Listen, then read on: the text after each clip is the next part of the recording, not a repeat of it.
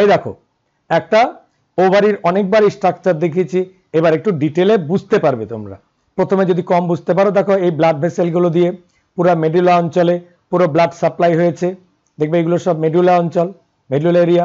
এই যে এখানে প্রাইমারি ওভাম আর প্রাইমারি ফলিকল, এই যে ছোট ছোট ছোট ছোট ফলিকলগুলো দেখছো, এগুলো কিন্তু অনেকগুলোই তৈরি হয়ে গেছিল কখন, যখন ফিটাস ছিল একটি গার্ল চাইল্ড, মনে রেখো। এবং আস্তে আস্তে ডেভেলপিং ফলিও, প্রাইমারি ফলিকল, তারপরে ডেভেলপিং ফলিকল হিসেবে সেকেন্ডারি ফলিকল তৈরি হয়ে যাবে, সেকেন্ডারি ওভাম। দেখো সেকেন্ডারি ওভাম, এই যে এটা সেকেন্ডারি ওভাম বা সেকেন্ডারি উসাইট, অনেকে সেকেন্ডারি ওভামও বলে, এই জন্য এটাকে ওভাম বলে থাকে, সেকেন্ডারি উসাইট বা সেকেন্ডারি ওভাম, বুঝতে সুবিধা হবে। আর এই যে কন্টেনারটা, কোনটা container, this is the container, এই যে বাইরের পার্ট টু, এইটুকুর নাম আগে ছিল প্রাইমারি ফলিকল, এখন আস্তে আস্তে হয়ে যাচ্ছে সেকেন্ডারি ফলিকল। এবং সেকেন্ডারি ফলিকলটা যখন আরো ম্যাচিওর করছে তার নাম হয়েছে গ্রাফিয়ান ফলিকল। দেখো fully matured Graafian follicle. Graafian ফলিকলটা কি, দ্য কন্টেনার, দ্য কন্টেনার, তার মধ্যে কি কন্টেন করছে, secondary oocyte or secondary ovum, এই যে সেকেন্ডারি উসাইট সেকেন্ডারি ওভাম, এবং সেটাই 14 ডেজের মাথায় রাপচার্ড ফলিকল, অর্থাৎ গ্রাফিয়ান ফলিকলটি ফেটে যায়, রাপচার করে যায়, এবং তারপর এখান থেকে এই ওভামটি রিলিজ হয়ে যায়। এই ওভামের বাইরে স্ট্রাকচারটি পরে একটু বুঝিয়ে দেব যে ওভামের স্ট্রাকচারও কিন্তু ড্রয়িং এ আসে। ওভামের বাইরে থাকে করোনা রেডিয়াটা, করোনা রেডিয়াটা কিছুই নয়, গ্রাফিয়ান ফলিকলের মধ্যে থাকা কিছু সেল, সেই করোনা রেডিয়াটা। তারপরে পুরো যে সেকেন্ডারি উসাইট বা যেটাকে ওভাম বলি, সেকেন্ডারি ওভাম বলি, তার মধ্যে পরপর অনেকগুলো লেয়ার থাকে। তার মধ্যে থাকে zona pellucida, vitelline layer, perivitelline membrane, তারপরে প্লাজম, মানে এখানে ওভাম, প্লাজম, পরপর এই লেয়ারগুলো দিয়ে আমাদের secondary oocyte or secondary ovum release হয়ে গেল। রিলিজ হয়ে যাওয়ার পরে যে গ্রাফিয়ান ফলিকলটা থাকলো সেটা আবার মুখটা বন্ধ হয়ে গিয়ে দেখো এই যে পুরো স্ট্রাকচারটি তৈরি হয়ে গেছে। এই স্ট্রাকচারের ভিতরে সবকিছু আছে, বাট কে নেই, সেকেন্ডারি ওভাম নেই, এবং এটা আর্লি কর্পাসে পরিণত হয়, নট লিউটিয়াম হয়। তা কেন, কিছুদিন পরেই, মাত্র আরো এই 17-18 দিন মাথায় সেটা কনভার্ট করে যায় কর্পাস লুটিয়ামে, পুরোটা ফিল করে যায়, এবং কর্পাস লুটিয়াম থেকে প্রোজেস্টেরন রিলিজ হতে থাকে, মনে রাখবে। এবং এখানে গিয়ে সব শেষে যখন এটা ডিস্ট্রয় হয়ে যায় তার নাম হয়ে যায় কর্পাস অ্যালবিকান্স। এবং এটা যেই ডিস্ট্রয় হয় তখন ওই যে মিনস্ট্রুয়াল ওয়াল যেটা ইউটেরাসে ছিল, যেটা এন্ডোমেট্রিয়ামে ছিল, রোজিবেট ছিল, সেটা খসে পড়ে।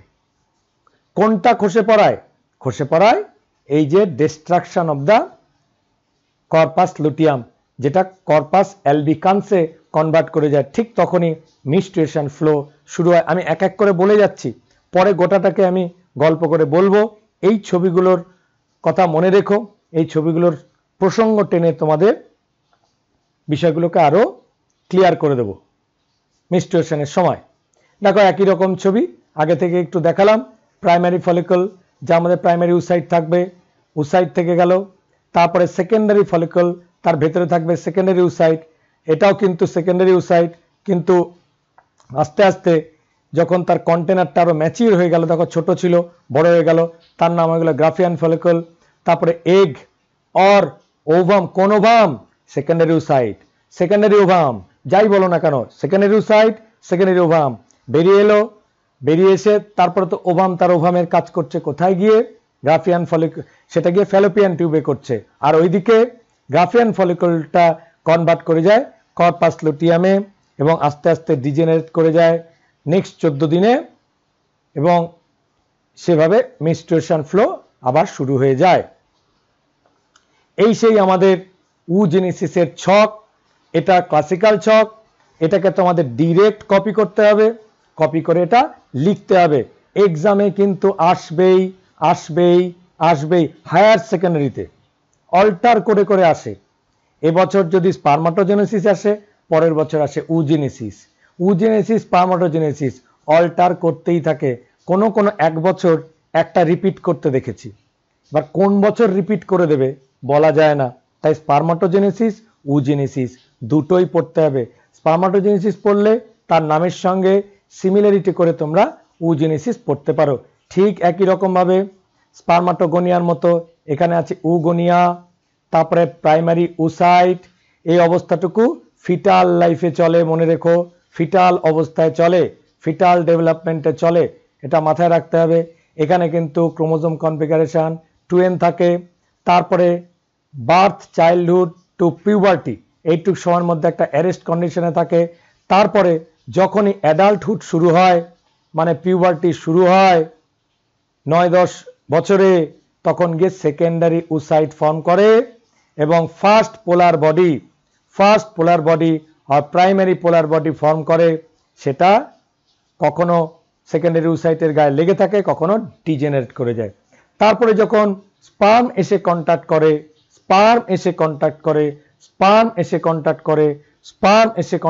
যদি কন্ট্যাক্ট না করে সেকেন্ডারি উসাইট হয়েই এটা একদম ডিস্ট্রয় হয়ে যাবে, যেটা 23 নাম্বার অফ ক্রোমোজোম।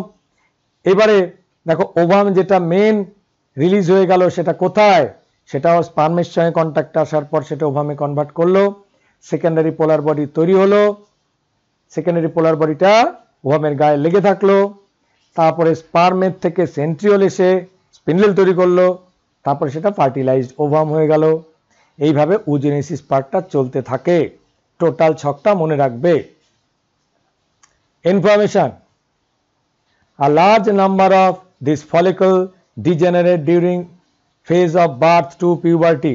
অনেকগুলো প্রাইমারি ফলিকল ডিজেনারেট করে যায়, ল্যাক্স অফ ফলিকল থাকে, করতে করতে সেটা সংখ্যায় রিডিউস হতে হতে 400টা থেকে যায়। Therefore at puberty 60,000 to 80,000 primary follicle are left, সেটাও অনেকটা বেশি, সেটাও কমে যায়। Each ovary থাকে, the primary follicle gets surrounded by more layers of granulosa cell। এই যে গ্র্যানুলোসা সেল বললাম, যে যেটা গ্রাফিয়ান ফলিকলের ভিতরে থাকে, যার ভেতরে সুরক্ষিত অবস্থায় দারুণভাবে প্রোটেক্টেড অবস্থায় থাকে সেকেন্ডারি উসাইট। প্রাইমারি উসাইটও থাকে প্রোটেক্টেড অবস্থায়, তারপরে সে যখন ফার্দার ডিভাইড করে সেকেন্ডারি উসাইট হয় তখনও তার মধ্যে প্রচুর গ্র্যানুলোসা লেয়ার থাকে, যেই গ্র্যানুলোসা লেয়ার সহ সেকেন্ডারি উসাইট বা যাকে আমরা ওভাম বলছি সেটা বেরিয়ে এসে তার নামই হয়ে যায় করোনা রেডিয়াটা। করোনা রেডিয়াটাকে ক্রস করলে ওভামের যে লেয়ারটি পাবো থিক লেয়ার, তার নাম জোনা পেলুসিডা।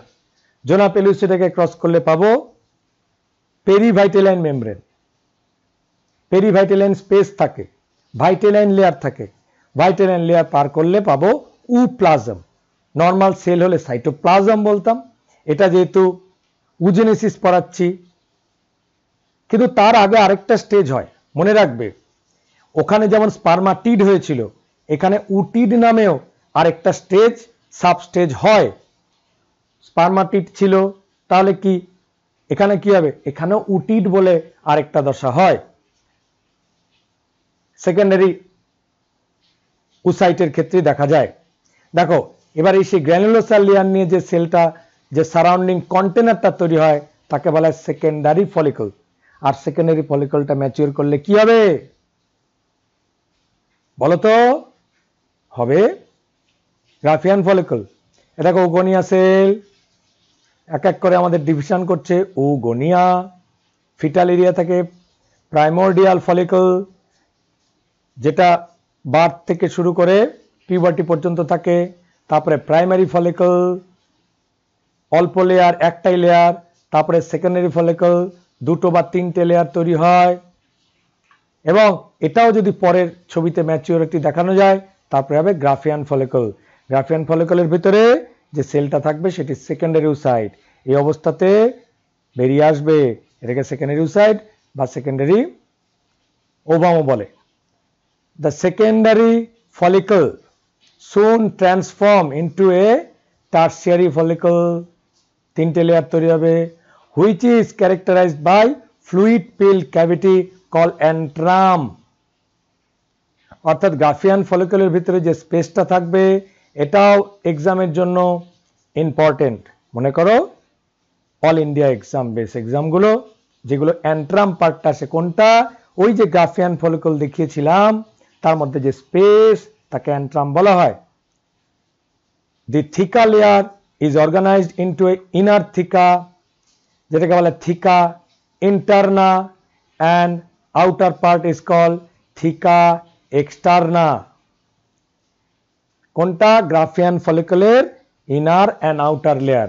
গ্রাফিয়ান ফলিকলের ইনার লেয়ারের নাম থিকা ইন্টারনা, আউটার লেয়ারের নাম theca externa. That means the container of the ovum, secondary ovum, secondary oocyte, that কন্টেনারের নাম গ্রাফিয়ান ফলিকল। গ্রাফিয়ান ফলিকলের বাইরে দুটো লেয়ার থাকে, তার নাম থিকা এক্সটার্না, থিকা ইন্টারনা। এক্সটার্না আউটসাইডে, ইন্টারনা ইনসাইডে, আর একদম সেন্টার পয়েন্টে গ্র্যানুলোসার সেল দিয়ে ঘিরে থাকে secondary oocyte or ovum, secondary ovum. আর তারপরে যে ফাঁকা স্পেসটা থাকে যেটাকে বলে অ্যান্ট্রাম, পরবর্তীকালে এই ফাঁকা স্পেসটা কর্পাস লিউটিয়াম লিউটিয়াল ফ্লুইড দিয়ে সেটা ভরে যায়। It is important to draw your attention that it is at the stage that primary oocyte within the territory of follicle grows in size and complete its first meiotic division. First meiotic division complete হলে তৈরি হবে first polar body এবং secondary oocyte. It the unequal division, কেন unequal বলা হয়? Because এখানে একটা large ovum and smaller first polar body তৈরি হয়, that's why it is call unequal division. And formation of one large haploid cell and one secondary oocyte and tiny first polar body. Secondary oocyteটা secondary, but first polar body ওই যে বারবার বলছিলাম গায়ে লেগে থাকে অথবা লেগে থাকে না, ফার্স্ট পোলার বডি বাট oocyteটা হবে সেকেন্ডারি, বিকজ প্রাইমারিটা আগেই হয়ে গেছে প্রাইমারি ফলিকলের ক্ষেত্রে। আর ফলিকলটা কি? Container. The secondary oocyte retain bulk of the nutrient rich cytoplasm of primary oocyte. Can you think of any advantage of this? Does the first polar body born out of first meiotic division further for degenerate? Answer হবে no. কারণ second পোলার বডিও দুটো তৈরি হয়, first polar body অনেক সময় degenerate করে যায়, তারপরে ওই যে সেকেন্ডারি oocyte থেকে যখন ওভাম তৈরি হবে, রিয়েল ওভাম যখন ফার্টিলাইজ করার সময়, তখন তৈরি করবে সেকেন্ড পোলার বডি। মাথায় রেখো।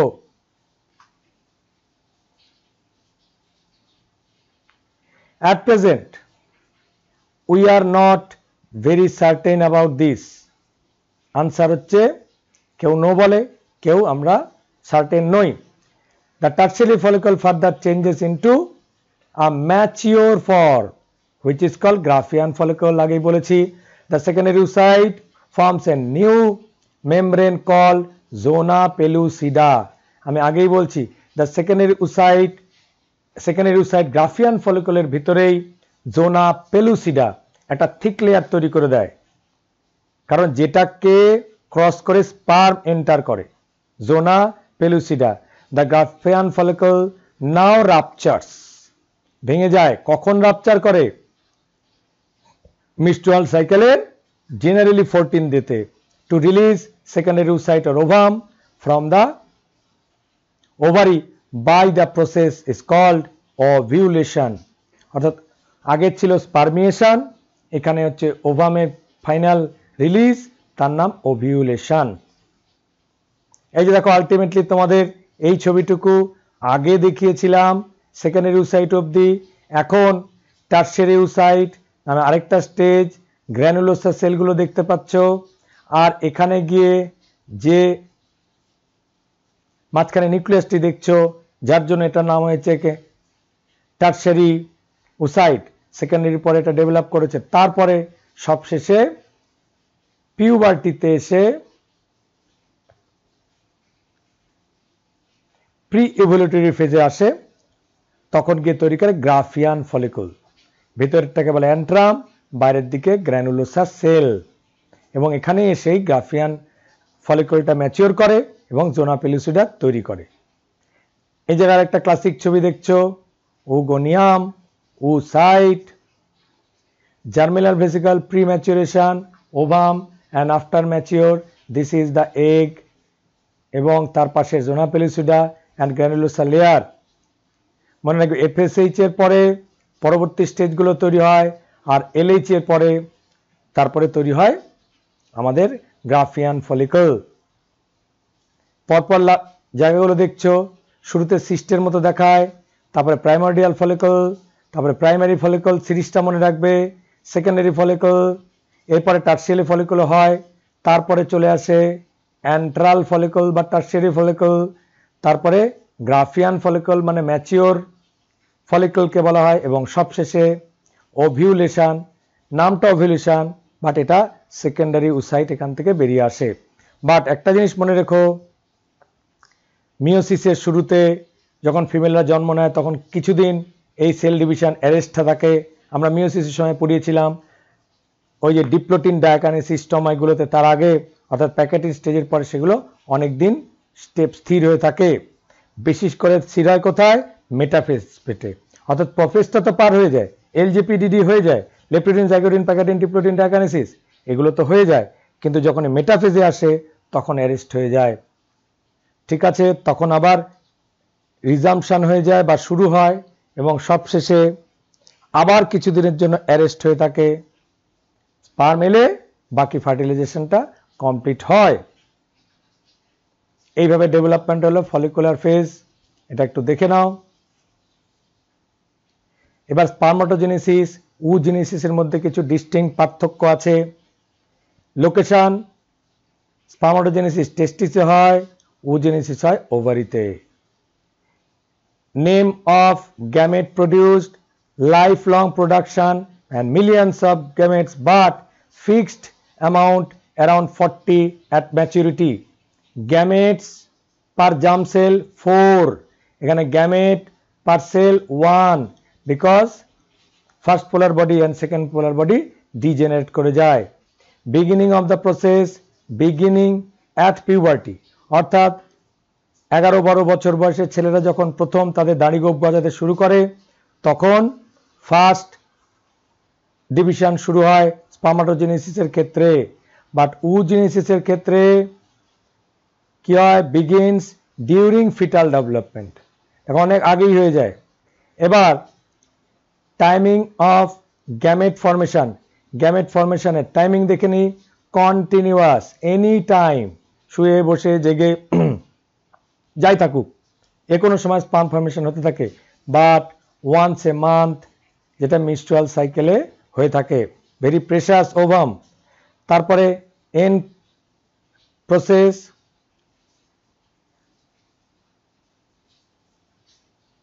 Fertility is fertility the life long but reduced, কম থাকে, বেশি দিন বাঁচতে পারে না, but fertility stops at menopause, মেনোপজে মেলের ফার্টিলিটি পজ হয়ে যায়। কখন? মেনোপজ যখন শুরু হয়। টাইমিং অফ গ্যামেট রিলিজ, অর্থাৎ স্পার্ম রিলিজের কোনো সময় ঠিক নেই, কিন্তু মান্থলি সাইকেলের অ্যাট দ্য মিড পিরিয়ডে তাদের ওভাম রিলিজ হয়। আর মিওটিক ডিভিশন, এটা আননোন বা যে কোনো সময় হতে পারে, বাট ইট ইজ অ্যারেস্টেড। ইউনিটেম্পার্ড মানে সব সময় হতে থাকে, বাট oogenesis ক্ষেত্রে মাঝে মধ্যেই কয়েকটা স্টেজ হয়ে বন্ধ হয়ে থাকে বা স্টপ হয়ে থাকে, অ্যারেস্ট হয়ে থাকে, চুপচাপ থাকে। Germ line epithelium involved in gamete production and germline of epithelium not involved in gamete production. The most important point, germinal layer involved হয়ে থাকে gamete production এ মেলের ক্ষেত্রে, but female not involved in germ production.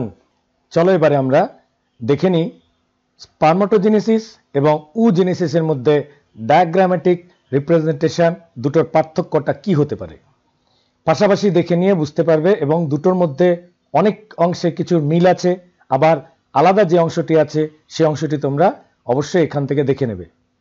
দেখো, সবার প্রথমে আমরা left hand সাইডে যেটা দেখিয়েছি সেটার নাম হচ্ছে স্পারমাটোজেনেসিসের ফুল প্রসেস, এবং আমাদের রাইট হ্যান্ড সাইডে যে পার্টটি আছে তার নাম উজেনেসিসের ফুল প্রসেস ডায়াগ্রামেটিক রিপ্রেজেন্টেশন। এই জায়গাটাকে দেখে নিয়ে এরপরে আমরা কিছু ইনফরমেশন নেব, যে ইনফরমেশনগুলো তোমরা মনে রাখতে চেষ্টা করবে।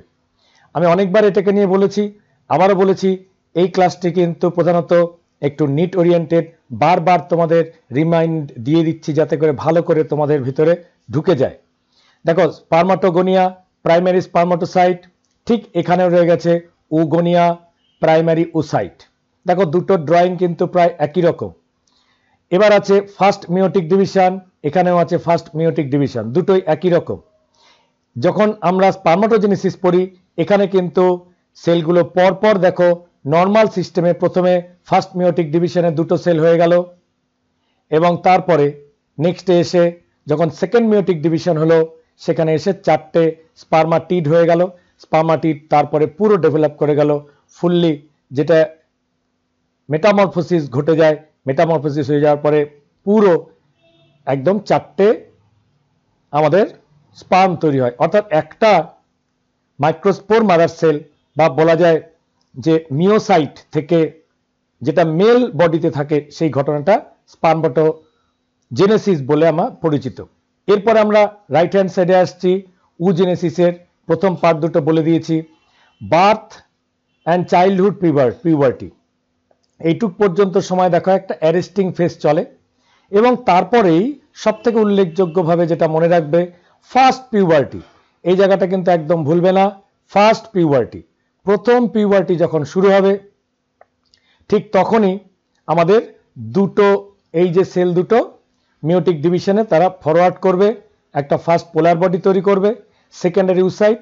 এই সেকেন্ডারি ওসাইটটি বেরিয়ে যায়, বারবার বলছি যাতে করে মনে থাকে, ওভাম হিসেবে, অনেকে এটাকে সেকেন্ডারি ওভামও বলে থাকে।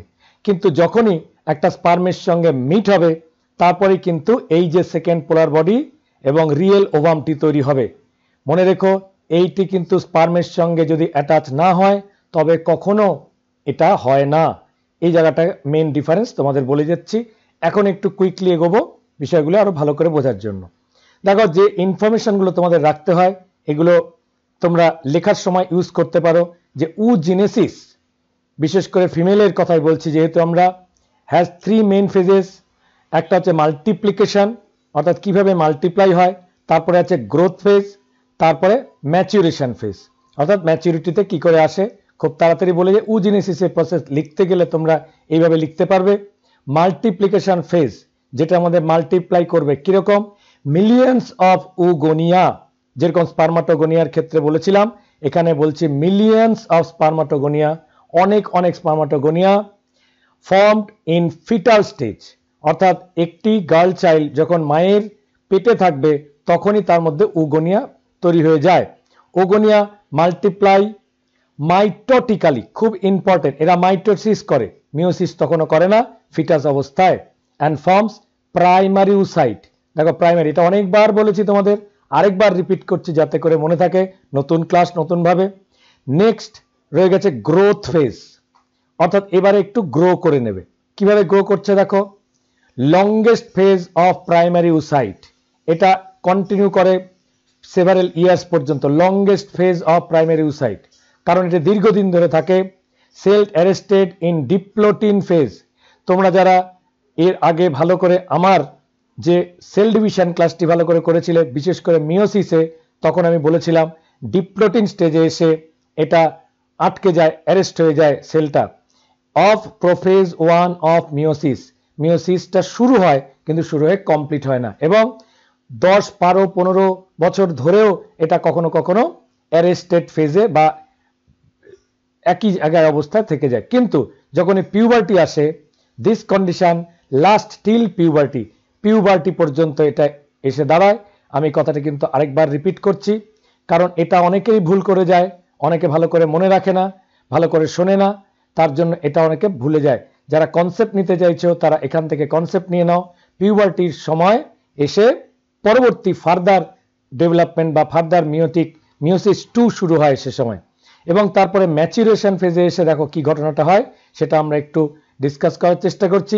meiosis 1 of primary oocyte completes with its tertiary follicle। এই জায়গাটায় টার্সিয়ারি ফলিকল কথাটা মাথায় রাখবে। Primary follicle, secondary follicle, tertiary follicle, সবশেষে গ্রাফিয়ান ফলিকল। ফলিকলটা কিন্তু আরেকবার মনে করিয়ে দিই, ফলিকল হচ্ছে একটা container. Follicle does not ovum, secondary ovum, secondary oocyte বা কোনো কিছুই নয়, তার একটা কন্টেনার। ওই যে প্রাইমর্ডিয়াল ফলিকল তৈরি হয়েছিল না, সেটা ডেভেলপ করতে করতে প্রাইমারি, সেকেন্ডারি, টার্সিয়ারি এবং তারপরে গ্রাফিয়ান ফলিকল কন্টেনারটা তৈরি করলো। কন্টেনারের ভিতরে কে থাকে? কন্টেনারের ভিতরে থাকে ওসাইট। কোনটা? Secondary oocyte. ভালো করে মনে, ওসাইটটাই কিন্তু আসল সেল, যে আমাদের ক্রোমোজোম আছে। এটাই আমাদের উল্লেখযোগ্য পয়েন্ট, ভালো করে মনে রাখতে হবে। দেখো, আমি যখন বারবার এই জিনিসগুলো বলি, কারণ যাতে করে তোমাদের মাথায় এই জায়গায় একটা টুইস্ট অ্যান্ড টার্ন আছে, এই টুইস্ট টার্নগুলোকে মাথায় রাখতে হয়। এই টুইস্ট টার্নগুলো যত মাথায় রাখবে তত তোমাদের নলেজটা বেটার হবে। Primary oocyte gives rise to secondary oocyte. Primary oocyte হয়ে গেল, তারপরে সেটা সেকেন্ডারি ওসাইট হয়ে গেল, কারণ মিওসিস 2 শুরু হয়ে গেছে, জায়গাটা বুঝতে পারবে। Secondary oocyte completed meiosis 2। দেখো, এরা মিওসিস 2টাকে কমপ্লিট করে ফেলে। তোমরা এর আগে, আমি আবার বলছি, এটা পড়ার আগে মিওসিস পার্টটাকে কিন্তু ভালো করে পড়ে নিতে হয়। মিওসিসকে আমি অনেকভাবে ভালো করে বোঝানোর চেষ্টা করা হয়েছে। মিওসিস সবসময় দুটো স্টেজে হয়, মিওসিস 1, মিওসিস 2। মিওসিস 1-এ দুটো সেল হয়, যেটা রিডাকশনাল ডিভিশন, যেখানে ক্রোমোজোম নাম্বার হাফ হয় কিন্তু ডিএনএ অ্যামাউন্ট হাফ হয় না বলে সেকেন্ড ফেজে আসতে হয়, তখন গিয়ে মিওসিস 2 করতে হয়। মিওসিস 2 আসার পরে 4th সেল হয়। কিন্তু মনে রাখবে, 4th সেল এখানেও হয়। 4th সেলের মধ্যে 3টে যে সেল হয়, সেটা ফার্স্ট পোলার বডি প্রথমে হয়েছিল, সেকেন্ড পোলার বডি তারপরে হয়, স্পার্মের সঙ্গে মিট করার পরে অবশ্যই। অর্থাৎ এই যে সেলগুলো, এক্সট্রা পোলার বডিগুলো, সেগুলো ডিজেনারেট করে যায়। শুধু যে ওভাম থাকে, সেকেন্ডারি ওসাইট বা সেকেন্ডারি ওভাম, সেটাই আলটিমেটলি মিট করার পরে আলটিমেটলি যখনই সে মিওসিসটা কমপ্লিট করে, অ্যাট দ্য সেম টাইম সে ফার্টিলাইজও করে ফেলে। মিওসিস কমপ্লিট, ফার্টিলাইজেশনও কমপ্লিট। এইটাই উল্লেখযোগ্য পয়েন্ট, মনে রাখবে। And a small polar body is formed. Polar বডির নাম কি? Second polar body. First polar body কিন্তু ফার্স্ট মিওটিক ডিভিশনে হয়। Ootid cell grows into functional ovum, haploid ovum. এই যে functional ovum, very important information. Functional ovum হয়ে যায়। এইটুকু মনে রাখো, ফাংশনাল ওভাম হয়ে যাওয়া মানে স্পার্মের সঙ্গে সে ফার্টিলাইজ করে দিয়ে গেছে।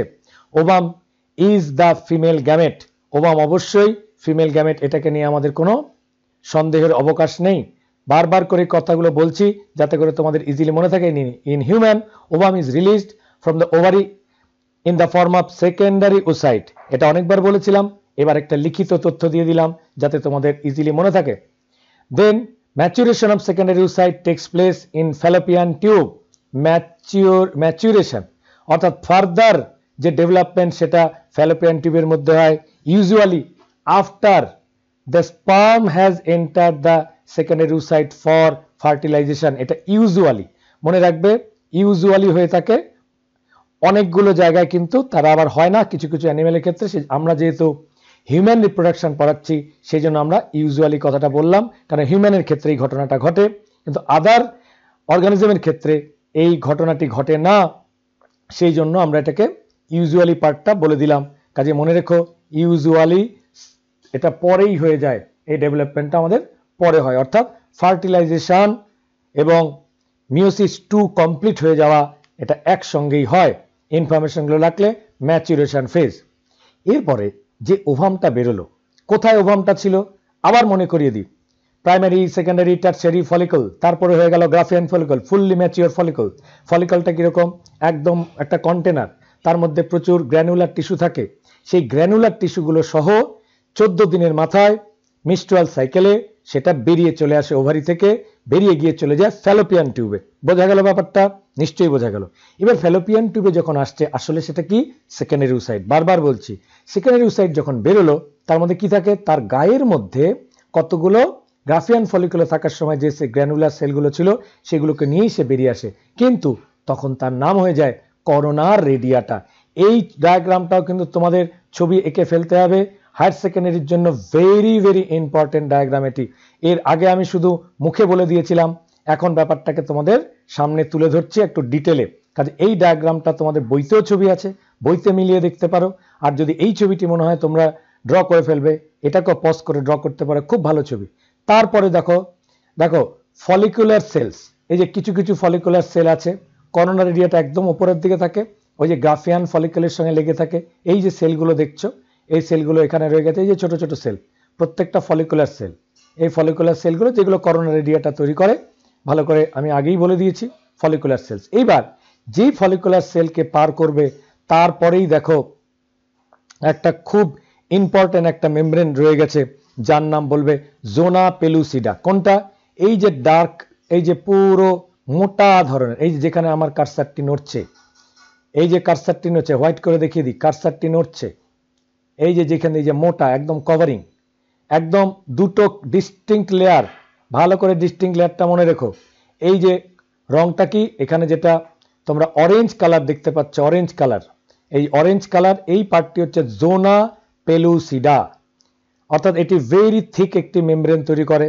জোনা পেলুসিডা যেই পার করবে, তার মধ্যে আসবে পেরিভাইটেলাইন লেয়ার এবং ভাইটেলাইন লেয়ার, মাঝখানে পেরিভাইটেলাইন স্পেস থাকবে, এবং তারও একদম ভেতর দিকে একদম প্লাজমাকে ঘিরে থাকবে যে মেমব্রেনটি, তার নাম প্লাজমা মেমব্রেন। প্লাজমা মেমব্রেন কি প্লাজমা? এই প্লাজমাটা নিশ্চয়ই নর্মাল সেল নয়, নর্মাল সেল হলে কি বলতাম? এটাকে বলতাম সাইটোপ্লাজম, কিন্তু যেটা এটা উসাইটের প্লাজম, তাই এটাকে বলবো উপ্লাজম। ভালো করে, আমি এখানে সাইটোপ্লাজম কথাটা বলা আছে, কিন্তু তোমরা এটাকে উপ্লাজমও লিখতে পারো। উপ্লাজমের ভেতরে রয়ে থাকে ডিস্টিংক্ট বিরাট বড় একটি নিউক্লিয়াস, তোমরা নিউক্লিয়াসটি এখানে ডিস্টিংক্ট দেখতে পাবে। এই নিউক্লিয়াসটি কিন্তু সেই 23 ক্রোমোজোম বিয়ার করছে, অ্যাজ বিকজ আমরা হিউম্যান রিপ্রোডাকশন করছি। এবং এটার মধ্যেই তোমাদের একটি অংশ দেখানো হয়নি, সেটাকে ইজিলি তোমরা এখানে দেখিয়ে দিতে পারবে। ছোট্ট করে এরকম একটি ড্যাশ মতো দাগ দেবে, ছোট করে ইচ্ছে করলে এটা দাগটা দিয়েই দেওয়া যেতে পারে।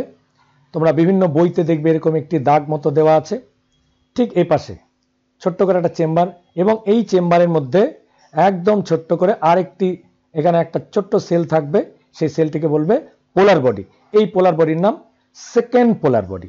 ফার্স্ট পোলার বডি কিন্তু আগেই গ্রাফিয়ান ফলিকুলের মধ্যেই যখন ওভারিতে ছিল সেখানে রয়ে গেছে, এখানে সেকেন্ড পোলার বডিটা থেকে যায়। কখনো এটা থাকতে দেখা যায়, কখনো দেখা যায় না, তবুও মনে রাখবে সেকেন্ড পোলার বডি এখানে থাকে। এটা কিন্তু একটা টিপিক্যাল একটা ওভাম বা সেকেন্ডারি উসাইটের ছবি, ভালো করে বুঝে নাও।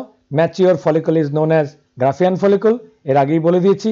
জোনা pellucida surrounds the secondary oocyte, the most important layer is the zona pellucida, কারণ এই জোনা পেলুসিডাকে ক্রস করাই হলো স্পার্মের সবথেকে কঠিন টাস্কের মধ্যে, হার্ড টাস্কের মধ্যে একটি। কারণ যখন ওভামের সঙ্গে ফার্টিলাইজেশন হয়, তখন থাউজেন্ডস অফ ওভাম একদম পুরো উসাইটকে ঘিরে ধরে, একদম ঘিরে ধরে, সারাউন্ড করে। যেই না ঘিরে ধরছে, সাথে সাথে তোমার একটা স্পার্ম অনলি ক্যাপেবল হয় এই পুরো উসাইটের মধ্যে এন্ট্রি নেবার জন্য। যেই এন্ট্রি নিল এবং তার সেলটি দিয়ে দেয়, এরপরে দেখাবো তার যে নিউক্লিয়াসটা দিয়ে দেয়, সেই সঙ্গে কি দিয়ে দেয়? নিউক্লিওলাস প্রক্সিমাল, সেই সঙ্গে নিউক্লিওলাস নয়, এটাকে আমরা বলবো আমাদের সেন্ট্রিওল। সেন্ট্রিওল, সেন্ট্রিওলটা দিয়ে দেয়। যেই সেন্ট্রিওলের কাজ কি? অ্যানিমেল সেল ডিভিশনের সময় দেখেছিলে, তারা স্পিন্ডিল ফাইবার তৈরি করে। এইভাবে আমাদের কন্টিনিউয়াস যায়। এবার দেখো কিভাবে আমাদের স্পার্মটি পর পর আসে। এখানে কিন্তু একটাই স্পার্মের জার্নি দেখানো হয়েছে। তোমাদের মধ্যে অনেকেরই কনফিউশন আসে যে তোমাদের বিভিন্ন বইতে এইভাবে ছবিগুলো দেওয়া থাকে, কারণ ছবিগুলো তো লাইভ দেখানো যায় না, তার জন্য এখানে একটাই স্পার্ম যে ধীরে ধীরে ধীরে ধীরে কিভাবে তার মধ্যে চেঞ্জগুলো আসে, ক্যাপাসিটেশন হয়। ক্যাপাসিটেশন নিয়ে তোমাদের একটু পরে বলবো, যেটা এক্সামে, বেঙ্গলি মিডিয়ামের এক্সামে খুব বেশি পরিমাণে আসে। হায়ার সেকেন্ডারির যারা সিবিএসইতে, তারা এতটা কঠিন পার্ট হয়তো আসে না, কিন্তু তবুও জেনে রাখতে হবে। ক্যাপাসিটেশন পার্টটা কিন্তু খুব ইম্পর্টেন্ট একটি পার্ট, সেটা আমি পরে ডিসকাস করে দেব। ধরে নাও একটা ভেজাইনাতে স্পার্ম ডিপোজিট হয়েছে, সেই ভেজাইনা স্পার্ম ডিপোজিট হওয়ার পরে সার্ভিক্স, সার্ভাইকাল ক্যানেল পার করে ইউটেরাসকে পার করছে। তারপরে সে দুদিকেই, কারণ দুপাশে দুটো ফ্যালোপিয়ান টিউব থাকে, দুটো ফ্যালোপিয়ান টিউবের মধ্যে একদিকের ফ্যালোপিয়ান টিউবে কিছু স্পার্ম, তো ওখানে গিয়ে কিছু নেই, কোনো ওভাম নেই। আরেকটা ফ্যালোপিয়ান টিউবে অবশ্যই ওভাম আছে, যেগুলো লাকি স্পার্ম হবে, তারা চলে গেল, হাই কনসেন্ট্রেশন দিয়ে যায়। যখন যে সময় ঢুকছে, অর্থাৎ ফিমেল বডিতে ঢোকার পরেই কিন্তু স্পার্মের অ্যাক্টিভিটি অনেকটা বেড়ে যায়। এবং আস্তে আস্তে স্পার্মের যে মাথার মধ্যে একটা কভারিং থাকে সেটা আস্তে আস্তে সে খসে পড়তে থাকে। অর্থাৎ এইটাই ক্যাপাসিটেশন, পরে দেখিয়ে দেবো কিভাবে খসে পড়ে। খসে যত পড়তে থাকে তত ভেরি ভিগোরাসলি তারা জেটপি বলে একটা কেমিক্যাল আছে সেটা রিলিজ করতে থাকে। রিলিজ করতে করতে সে এগিয়ে যেতে থাকে, কারণ এটা যেন অনেকটা একটা মিশনে চলছে। কিভাবে মিশনটা হয় সেটা এখানে একটু দেখতে পাবে। এই দেখো টেইল, যেটা ফ্ল্যাজেলাম বা টেইলটা রয়ে গেছে সেটা ভিগোরাসলি নড়তে শুরু করে, করতে করতে সে এগিয়ে চলে যায় জোনা পেলুসিডার দিকে। এই যে মোটা করে যে লাইনটি দেখানো আছে, দিস ইজ দ্য অ্যাকচুয়ালি জোনা পেলুসিডা। ওই যে কিছুক্ষণ আগে যাকে বললাম সেই জোনা পেলুসিডাকে এখানে দেখতে পাচ্ছ। এইখানে কি হয়, বিরাট বড় একটা নিউক্লিয়াস নিয়ে অ্যাক্টোজোম যেটা গলগি কমপ্লেক্স তৈরি করে সেটা নিয়ে সে এগিয়ে গেল। ফার্স্ট স্টেপে, সেকেন্ড স্টেপে চলে গেল sperm bind the zona pellucida, bind করে গেল। অনেকেই কিন্তু বাইন্ড করেছে এই সময়, শুধু একটা নয়। এবারে স্পার্মের তার এনজাইমেটিক অ্যাকশন শুরু হয়ে যায়, অ্যাক্টোজোমাল রিঅ্যাকশন। এখানে হায়ালুরোনিডেজ নামে একটা এনজাইম সে ছেড়ে দেয়। আস্তে আস্তে করে জোনা পেলুসিডাটাকে কিছুটা গলতে শুরু করে বা ডিজলভ হতে শুরু করে। এই দেখো ডিজলভ হতে শুরু করেছে, এবং যে অল্প ডিজলভ হয়েছে স্পার্ম আস্তে করে ভেতরে ইনসার্ট করে যায়। দেখো ইনসার্ট যে করে গেল তার অ্যাকশন শুরু হয়েছে আস্তে আস্তে। দেখো স্পার্ম অ্যান্ড এগ মেমব্রেন ফিউজেস। কোথায়? এই যে এখানে থাকে ভাইটেলাইন মেমব্রেন, এগ মেমব্রেন, বা এখানে একটা স্পেস থাকে, তাকে বলা হয় পেরিভাইটেলাইন স্পেস। এটা তোমাদের একটু পরেই দেখাবো, জায়গাটা বুঝবে। এখানে কর্টিক্যাল গ্র্যানিউল এসে পড়ে এবং কি করে, যখনই তার হেডটা ফিউজ করে গেল, ওপেন হয়ে গেল স্পেস, তখনই স্পার্ম কি করবে, তার বডির আদার পার্টগুলো জোনা পেলুসিডার বাইরে রেখে দেয়, মানে টেইল, মাইটোকন্ড্রিয়া যত কিছু আছে। কিন্তু সে সবার প্রথমে সে দিয়ে দেয় তার নিউক্লিয়াসটিকে, যেটার মধ্যে কন্টেন করছে 23 ক্রোমোজোম। এবং তারপরে একদম নেক সাইডে, কারণ স্পার্মের নেক রিজিয়নে বারবার বলে আসছি যেটা সেন্ট্রিওল থাকে, সেই সেন্ট্রিওলটাও সে, এদিকে কি আছে, উ প্লাজম আছে। কোন পাশটায় আমি এই যে তোমাদের এখন দেখিয়ে দিচ্ছি ব্লু কালার করে, এই পাশে রয়ে গেছে এগের ভিতরে, এই পুরো পার্টটা রয়ে গেছে উ প্লাজম। উ প্লাজমের মধ্যে সে নিউক্লিয়াসটা ডিপোজিট করে, সেই সঙ্গে সেন্ট্রিওল ডিপোজিট করে দেয়। এইভাবে স্পার্ম তার ফার্টিলাইজেশনটা কমপ্লিট করে। এটাই কিন্তু ফার্টিলাইজেশন। অর্থাৎ এই যে নিউক্লিয়াসটা উ প্লাজমের মধ্যে সে দিয়ে দিল, সেন্ট্রিওল দিয়ে দিল, এভাবে ফার্টিলাইজেশন কমপ্লিট হয়ে যায়। খুব ইন্টারেস্টিং এই বিষয়টি, এটা এক্সামে আসে। এবার স্পার্মের ক্যাপাসিটেশন বিষয়টি তোমাদের সামনে একটু বলে নিয়ে, যেটা কিছুটা বলেছি, এরপরে কিছুটা ডায়াগ্রামেটিক ভিউ তোমাদের সামনে তুলে ধরবো, তোমরা ইন্টারেস্ট পাবে, ভালো লাগবে। Sperm capacitation refers to the physiological changes of the sperm or spermatozoa must undergo in order to have ability to penetrate and fertilize the egg. egg fertilize করতে গেলে যে স্পার্মগুলো রিলিজ হয়েছিল হিউম্যান বডি থেকে, তার উপরে একটা কভারিং থাকে, extra covering. সেই কভারিংটাকে সে খসিয়ে ফেলে ভেজাইনেতে ঢুকবার সাথে সাথে। আস্তে আস্তে যত সে ফরওয়ার্ড হতে থাকে ওভামের কাছে, সেকেন্ডারি ওসাইটের কাছে, তত তার অ্যাক্টিভিটি বাড়তে শুরু করে এবং ওপরের মেমব্রেনটি আরো পাতলা হয়ে ফুল ক্যাপাসিটেশন কমপ্লিট হয়ে যায়। The term was first coined by in 1952 by Colin Russell Austin. Colin Russell Austin এই টার্মটিকে প্রদান করেছিলেন। The sperm must need to go through some sort of physiological process and change in the female reproductive tract, অর্থাৎ vagina থেকে ট্র্যাকটা শুরু হয়ে যায়, in order to have the capacity to penetrate the egg, অর্থাৎ তাকেই বলা হচ্ছে ক্যাপাসিটেশন। অর্থাৎ সব স্পার্মের ক্যাপাসিটেশন একরকম ভাবে হয় না। যে স্পার্মের ক্যাপাসিটেশন যত বেশি হয়, সেই স্পার্ম তত বেশি পরিমাণে অ্যাক্টিভেট হতে থাকে। This is called capacitation. Capacitation is a must doing phenomenon in case of sperm fertilisation. এই যে দেখো দ্য মডেল অফ ক্যাপাসিটেশন, ব্যাপারটা বুঝতে পারছো। যখন এপিডিডাইমিসে থাকে, এপিডিডাইমাল বলছে, অর্থাৎ এর চারিদিকে, স্পার্মের একদম চারিদিকে কতগুলো একটা লেয়ার থাকছে, দেখছো। এইবার সেমিনাল প্লাজমাতে যখন আসছে, আরো বেশি পরিমাণে স্ট্রং হয়ে গেল। কোথায়? এই কারণ স্পার্মকে অনেকগুলো লেয়ার পার করতে হচ্ছে, অনেক অ্যাসিডিক মিডিয়াম পার করতে হচ্ছে, যাতে স্পার্মের ক্ষতি না হয়। যে নিউক্লিয়াসটিকে সে ধরে রেখেছে, সে নিউক্লিয়াসটিকে হাইলি প্রোটেক্ট দিচ্ছে। এরপরে যখন ফিমেল ট্র্যাক্টে ঢুকে গেল, ভেজানাল ট্র্যাক্টে, তখন তার বাইরের যে কভারিংটা থাকে, এই যে তোমরা দেখতে পাচ্ছ পার্পেল কালারের কভারিং, এই কভারিংটা কিন্তু আস্তে আস্তে সরে যেতে শুরু করলে এটাকে বলে ক্যাপাসিটেটেড, অর্থাৎ এই যে অ্যাক্টিভেটেড, আমরা ক্যাপাসিটেটেড আর অ্যাক্টিভেটেড স্পার্ম বলতে পারি। সবকটা স্পার্মেই কিন্তু অ্যাক্টিভেশন হয় এবং কারো ক্ষেত্রে এই ক্যাপাসিটেশনে এক দুটো লেয়ার থেকে যায়, সেটা পুরো ক্যাপাসিটেশন হয় না। এভাবে আমরা ক্রমাগত এগিয়ে যেতে শুরু করে স্পার্মটা এবং ফার্টিলাইজেশনের দিকে যায়। দেখো এটাকে আরো একটা পিকচার দিয়ে তোমাদের ভালো করে বোঝানোর চেষ্টা করছে স্পার্ম ক্যাপাসিটেশন। দেখো হেডের বাইরের দিকে যে লেয়ারগুলো দেখছো, গ্র্যানুলের মতো লেয়ার, স্পার্ম সেল এপিডিডাইমিসে যখন থাকে, তারপরে আস্তে আস্তে তাদের ন্যাচারাল কনসেপশন আর লুব্রিকেশন, অর্থাৎ যখনই সে ফিমেলের ভেজানেতে এসে গেল, ফিমেলের ভেজান লুব্রিকেটেড এরিয়া চলে গেল, সেখানে এটা গলে যায় বা ডিজলভ হয়ে যায়। দেখো ডিজলভ হয়ে যাচ্ছে, লেজের দিকে কিন্তু তখনও থাকে, কারণ তখন তাদের টেইল মুভমেন্টটা অত ভিগরাস হয় না।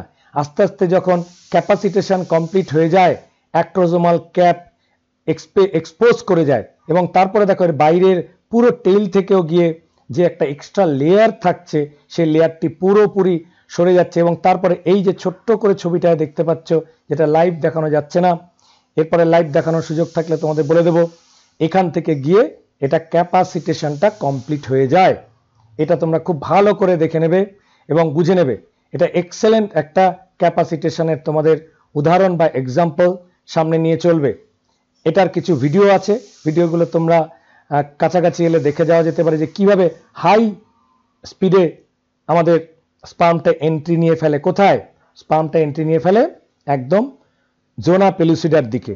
এবং যে স্পার্মের যত বেশি অ্যাক্টিভিটি থাকবে, যে স্পার্মের টেইল যত বেশি ভিগোরাসলি নড়বে, তত বেশি সে স্পার্মের ক্যাপাবিলিটি হবে একদম সাইটের মধ্যে এন্ট্রি নেবার।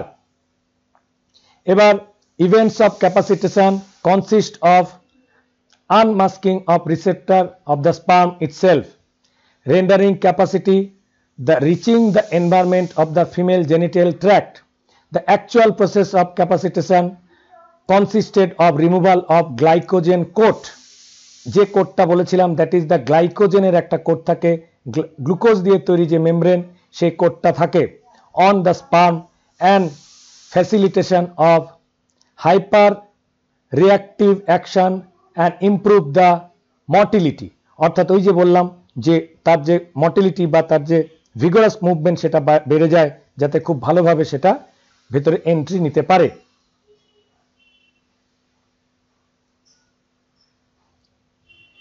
কিছু এক্সট্রা ইনফরমেশন তোমাদের দিয়ে দিচ্ছে, মনে রেখো। Sperms cannot fertilised oocyte when they are newly ejaculated. Sperm cannot, অর্থাৎ স্পার্ম শুরুতেই যখন ইজাকুলেটেড হয়ে যায় স্পার্মটা, সেটা ফার্টিলাইজেশন ক্যাপাসিটি থাকে না। যখন ফার্টিলাইজেশনের ক্যাপাসিটি যত সে এগিয়ে যায় আমাদের ভেজাইনা হয়ে ইউটেরাসের দিকে, ফ্যালোপিয়ান টিউবের দিকে, তত তার ক্যাপাসিটি বাড়তে শুরু করে। The process of capacitation takes in 5 to 7 hours. 5 থেকে 7 ঘন্টা যখন ফিমেল উমের মধ্যে একটা স্পার্ম থাকে, তারপরে তার ক্যাপাসিটেশনটা বাড়তে শুরু করে। ক্যাপাসিটেটেড স্পার্ম আর মোর অ্যাক্টিভ। ক্যাপাসিটেটেড যে স্পার্মটা থাকলো, দ্যাট ইজ ম্যাক্সিমাম অ্যাক্টিভিটি তার দেখা যায়। এছাড়া লোকেশন, কোন জায়গায় থাকে? Capacitation occurs in the uterus and oviducts and is facilitated by substances of female genital tract. Female genital ট্র্যাক্টে যে মিউকাস থাকে, যে ফ্লুইড থাকে, সেই ফ্লুইডগুলো তার বাইরের যে গ্লাইকো প্রোটিনের লেয়ারটি বা সেই লেয়ারটিকে, গ্লাইকোজেন লেয়ারটি থাকে, সেটিকে গলিয়ে দিতে সহায়তা করে। তোমরা ভালো করে বুঝবে, the acrosomal action cannot occur until the capacitation is completed or capacitation is occurred. কাজে অ্যাক্রোজোমাল অ্যাকশন তখনই শুরু হয়ে যায় যখন ফুললি ক্যাপাসিটি হয়ে যায়, অর্থাৎ তার বাইরের যে গ্লাইকোজেন লেয়ারটি সেটি পুরোপুরি রিমুভ হয়ে যায়, তখনই স্পার্মটা অ্যাক্টিভ হয়ে যায়। ভেরি ইন্টারেস্টিং ইনফরমেশন, মাথায় রাখবে। The sperm cell need to uncover the receptor that may recognize the chemicals in the female reproductive tract. মনে রাখবে, ক্যাপাসিটেটেড যে স্পার্মটি হয়ে যায় তার মধ্যেই রিয়াকশন করবার পাওয়ার জন্মে যায়, that in turn initiate changes in both, কি কি ক্ষেত্রে? মর্টালিটি ইনক্রিজ করে যায় in the form of hyper activation, অর্থাৎ এই হাইপার অ্যাক্টিভেটেড স্পার্ম একমাত্র গিয়ে ফার্টিলাইজ করার ক্ষমতা রাখে, as well as the morphological changes involve in the acrosome action. Morphology মানে তার শেপ সাইজেও চেঞ্জ হয়ে যায়, এর আগের পিকচারটি যেটা তোমরা দেখেছো। এইভাবে চেঞ্জ হওয়ার সঙ্গে সঙ্গে তার কিন্তু পাওয়ারটা বেড়ে যায়। Capacitation is a functional maturation of spermatozoa. Very interesting information. Non mammalian spermatozoa do not require capacitation. এই জন্যই তোমাদের এর আগে বলেছিলাম যে এটা ইউজুয়ালি হিউম্যানের ক্ষেত্রে দেখা যায়। ক্যাপাসিটেশন স্টেপটি শুধু হিউম্যানের জন্যই exclusive. They are ready to fertilize the oocyte immediately. যে কোনো আদার অ্যানিমেলের ক্ষেত্রে, গরু, ছাগল, ভেড়া, হাতি, ঘোড়া যারাই আছে তাদের ক্ষেত্রে মেল স্পার্মের কোনো ক্যাপাসিটেশন দরকার হয় না। Capacitation has two effects. ক্যাপাসিটেশনের দুটো মেইন এফেক্ট আছে। এটাকে বলা হয় destabilisation of acrosome, destabilisation of acrosomal sperm head. Head membrane যেটা সে ডিস্টেবিলাইজ হয়ে যায়, which allows to penetrate the outer layer of the egg, and the chemical changes in the tail that allow a greater mobility of the sperm. Greater mobility of the sperm এর জন্য this action is very very important.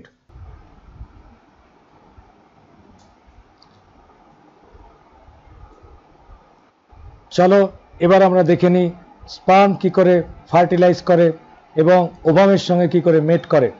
দেখো ইউটেরাসের মধ্যে uterine ওয়ালে ovum থাকে এবং sperm বাইরে থেকে মেলের পেনিসের মধ্যে দিয়ে ওভারিতে আমাদের ইউটেরাসে এসে পৌঁছয় এবং যখন এই ওভামটি রিলিজ হয়, দেখো ওভামের মধ্যে সেকেন্ডারি ওসাইট হিসেবে রিলিজ হলো।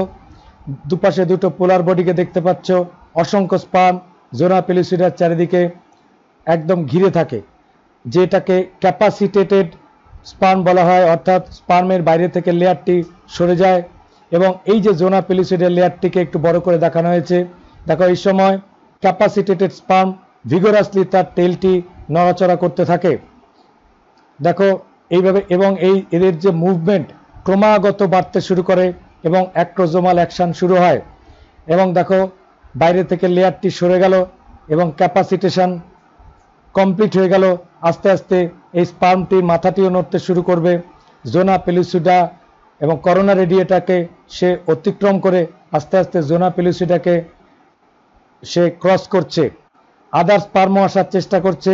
যে স্পার্মটি ফরওয়ার্ড হয়েছে সে আস্তে আস্তে কেমিক্যাল দিয়েছে জোনা পেলিসিডাকে সে ক্রস করছে। জোনা পেলিসিডাকে যে আস্তে আস্তে যখন অ্যাক্রোজোমাল রিয়াকশনে ZP3 জোনা পেলিসিডা 3 যে রিয়াকশনটা করেছে সেখানে গিয়ে তারা জোনা পেলিসিডাকে পুরো ডিজলভ করিয়ে দেয়। এই ডিজলভ করার সঙ্গে সঙ্গে সে মাঝখানে যে ইয়েলো কালারের স্পেস দেখছো সেই স্পেসের মধ্যে এসে পড়ে যায়।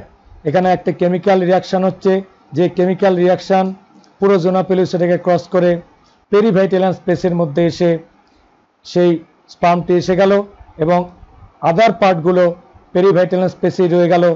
এক্ষেত্রে কি হবে, যেটা প্লাজমা লেয়ার, সেকেন্ডারি ওসাইটের প্লাজমা মেমব্রেন বা উপপ্লাজমের লেয়ার সেখানে ফিউজ করে যায়। এবারে দেখো আদার স্পার্মগুলো কিন্তু এন্ট্রি নেবার চেষ্টা করছে। প্রথম স্পার্মটি যে ঢুকে সে তার মধ্যে থাকা প্রোনিউক্লিয়াস সেটাকে সে ভেতরে দিয়ে দেওয়ার চেষ্টা করছে এবং সবার প্রথমেই ফার্স্ট ব্লক অফ পলিস্পার্মি এখানে প্রথম ব্লক সৃষ্টি করে দিল জোনা পেলিসিডাতে, অর্থাৎ জোনাস পেলিসিডা দিয়ে ভেদ করে ঢুকতে পারে না আদার স্পার্মগুলো, সেখানে পলিস্পার্মিকে প্রিভেন্ট করার জন্য। এরপরে কি করবে, ক্যালসিয়াম রিলিজ করে দেবে স্পার্ম এবং সেখান থেকে কর্টিক্যাল গ্র্যানিউলগুলো আমাদের উপপ্লাজম থেকে বেরিয়ে এসে আমাদের পেরিভাইটালাম স্পেসে একটা বিরাট বড় প্রাচীরের মতো তৈরি করবে। প্রোনিউক্লিয়াস এসে বেরিয়ে গেল।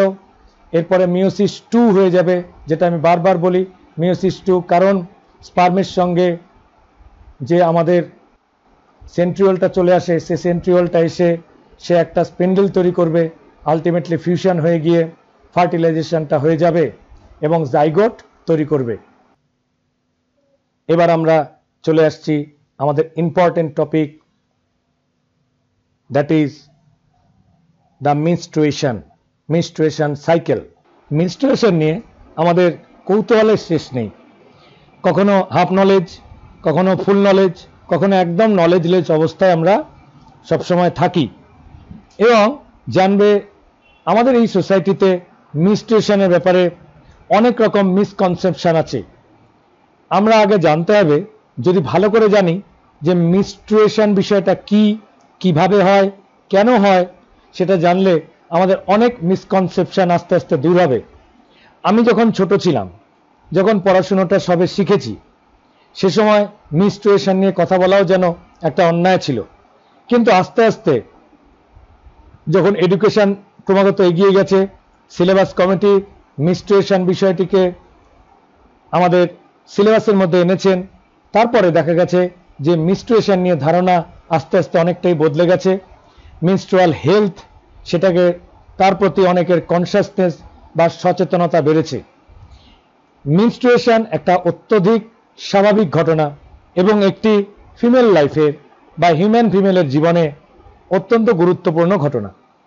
আমি পুরো মেনস্ট্রুয়েশনটাকে একবার তোমাদের সামনে গল্পের মতো রাখবো, তারপরে এনসিইআরটির যে ছবিটি আছে সেই ছবিটি প্রধানত দেখে তোমরা প্র্যাকটিস করবে এবং এর ডায়াগ্রাম প্র্যাকটিস বিশেষ করে হায়ার সেকেন্ডারিতে 100% ইম্পর্টেন্ট এবং এটাও অল্টারনেটিভ বছরগুলোতে বারবার এক্সামিনেশনে আসে এবং এবারের জন্য তোমাদের এটা একটা ইম্পর্টেন্ট টপিক এবং চ্যাপ্টার, যার মধ্যে থেকে 5 নম্বরের কোশ্চেন আসার সম্ভাবনা খুবই বেশি।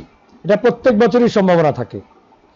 মেনস্ট্রুয়েশন আমাদের ম্যামাল প্রত্যেকেরই একটা নর্মাল বৈশিষ্ট্য, কিন্তু দেখবে মানুষের যেমন প্রত্যেক 28 দিন পর পর মেনস্ট্রুয়েশন সাইকেল বা যেটাকে বলা রজচক্র, বাংলা যারা পড়ো, সেই মেনস্ট্রুয়েশন সাইকেল নিয়ে আমরা দেখি যে অন্যান্য ম্যামাল অ্যানিমেলের তাদের তো এরকম মান্থলি বা মাসিকভাবে মাসিক চক্র হয় না। কি বিষয়টা হলো প্রাইমেট যারা, তাদের মেনস্ট্রুয়াল সাইকেল হয়, আর নন প্রাইমেটদের যারা ম্যামাল, তাদের মেনস্ট্রুয়েশন সাইকেল না বলে তাদেরকে বলা হবে ইস্ট্রাস সাইকেল। ভালো করে মনে রাখবে, সেটাকে বলা হয় বাংলায় ঋতুচক্র। আমাদের অনেককেই মেয়েদের মেনস্ট্রুয়াল সাইকেলকে ঋতুচক্র বলেও অভিহিত করা হয়, কিন্তু এটি একটি ভুল ধারণা।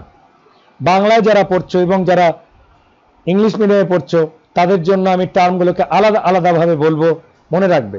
আমি ইংলিশ মিডিয়ামের জন্য বলছি, দেয়ার আর 2 types of cycles. Reproductive cycle, আমরা পার্টিকুলারলি মেনস্ট্রুয়াল সাইকেল বলতে পারি এটাকে, তার 2টো টাইপ আছে। একটাকে বলা হচ্ছে ইস্ট্রাস সাইকেল, আরেকটা হচ্ছে মেনস্ট্রুয়াল সাইকেল। বাংলায় বলা হয় দুটো ডিফারেন্ট, ঋতুচক্র এবং রজচক্র। এবার ঋতুচক্র বা ইস্ট্রাস সাইকেল হবে কাদের? আমাদের নন প্রাইমেটদের।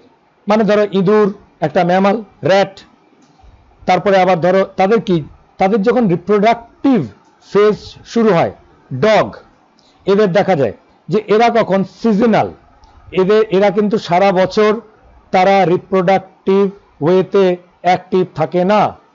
এরা বছরের মধ্যে, একটা ইয়ারের মধ্যে নির্দিষ্ট সময় তাদের এই রিপ্রোডাক্টিভ যে সাইকেলটি সেটা অ্যাক্টিভেট করে। তখন যখনই রিপ্রোডাক্টিভ সাইকেল অ্যাক্টিভেট করে, তখন তাদের মেল ফিমেলরা নিজেদের মধ্যে মেটিং করে ফেলে এবং মেটিং করার সঙ্গে সঙ্গে তাদের ফার্টিলাইজ হয়ে যায় এবং প্রত্যেক বছর এই ধরনের যা ডগ প্রজাতিটা আছে, যারা কুকুর আছে যারা, তাদের কিন্তু দেখবে বিশেষ করে ভাদ্র মাস যে সময়টি আছে, অটাম বলি, সে সময় তাদের বেশি পরিমাণে এই রিপ্রোডাক্টিভ সিজন, সেই সিজনে তারা ইস্ট্রাস সাইকেল হয় এবং তখনই যখন মেটিং করে ফেলে এবং তারপরে ফার্টিলাইজেশন হয়ে যায়, দেখা যায় ডগেদের যে উইন্টার যখন আসে তখনই তারা বাচ্চা দিয়ে ফেলে। এবার এই ধরনের ডগের অন্য বছর, সারা বছরের অন্য সময় কিন্তু তাদের এই সাইকেলটা হয় না। তার জন্য এদের কোনো মেনস্ট্রুয়াল ফ্লো দেখা যায় না। কাজে মেনস্ট্রুয়াল ফ্লো না দেখার কারণ হচ্ছে যেই সমস্ত অর্গানিজমরা রিপ্রোডাক্টিভ সিজন আসে এবং রিপ্রোডাক্টিভ সিজনে এসেই তারা মেটিং করে ফেলে, তাদের স্বাভাবিকভাবে মেটিংয়ের পরে বাচ্চা চলে আসে এবং তারপরে আর সেই সাইকেলটা আমরা দেখতে পাই না। কিন্তু হিউম্যান বিংয়ের ক্ষেত্রে প্রত্যেক মাসে যেহেতু এই সাইকেলটা হয় এবং সারা বছর ধরেই তারা রিপ্রোডাক্টিভ ওয়েতে অ্যাক্টিভ থাকে, সেজন্য যে সময়টায় ফার্টিলাইজেশন হয় না সেই সময় মিনস্ট্রুয়াল ফ্লো আমরা দেখতে পাই। তাহলে বুঝতে পেরেছো, দুটো cycle, menstrual and oestrus. Menstrual mainly for human being and oestrus for non human primates, non প্রাইমেটদের আমরা দেখতে পাই ইস্ট্রাস।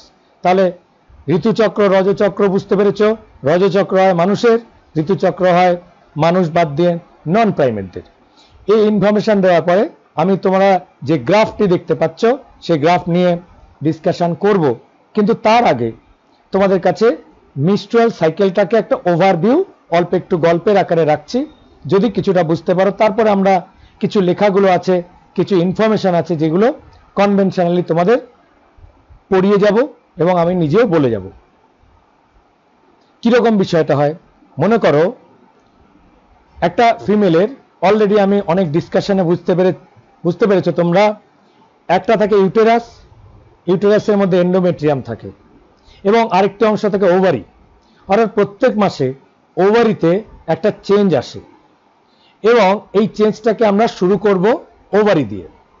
আমার কোনো ছবি রাখছি না, এতদিন যা ছবি দেখিয়েছি তোমাদের সেই ছবির প্রসঙ্গ তুলে তোমাদের গল্পের আকারে এটা বলার চেষ্টা করছি। লক্ষ্য করো বিষয়টা কি হয়। ওভারির মধ্যে যখন ডে 1, কবে ডে 1 ক্যালকুলেশন করা হয় এটা ভালো করে শুনে রাখো। মনে রাখো যে কোনো একটি ফিমেল যেই দিন থেকে তার প্রথম মিনস্ট্রুয়াল ফ্লো শুরু হলো সেই দিনটিকে কাউন্ট করতে হয় ডে 1 হিসেবে। ডে 1 কোনটা? যেদিন প্রথম মিনস্ট্রুয়াল ফ্লো হলো। এবং সেই ডে 1 এটা কোথায় হয়? ভেজাইনাতে হয়ে সেটা যে এন্ডোমেট্রিয়াম থাকে ইউটেরাসের সেটা খসে পড়তে থাকে। এবারে এই মিনস্ট্রুয়েশনের যে টাইমটা সেটা 4 থেকে 5 দিন স্থায়ী হয়, অর্থাৎ এই 4-5 দিন ধরে পুরো এন্ডোমেট্রিয়ামটা খসে ভেজাইনা দিয়ে বেরিয়ে যেতে থাকে ব্লাড আকারে। বিভিন্ন ধরনের নর্মাল ব্লাডের ফ্লো থাকতে পারে অথবা চাকা চাকা ফ্লো, যার যেরকম হয়। এটা দিয়ে যদিও তাদের কিছুটা হেলথ বোঝা যায়, সেটা আমরা পরে ডিসকাশন করব।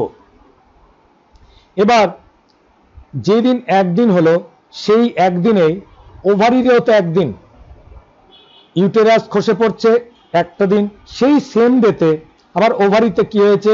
ওভারিতে ডে 1 এর যে প্রাইমর্ডিয়াল ফলিকল তৈরি হয়েছে যার মধ্যে এগ সেল গ্রো করছে। এবারে ডে 2 মিনস্ট্রুয়াল ফ্লো হচ্ছে, অ্যাট দ্য সেম টাইম ওভারিতেও ডে 2 তে প্রাইমর্ডিয়াল ফলিকল আস্তে আস্তে একটু ডেভেলপ করছে।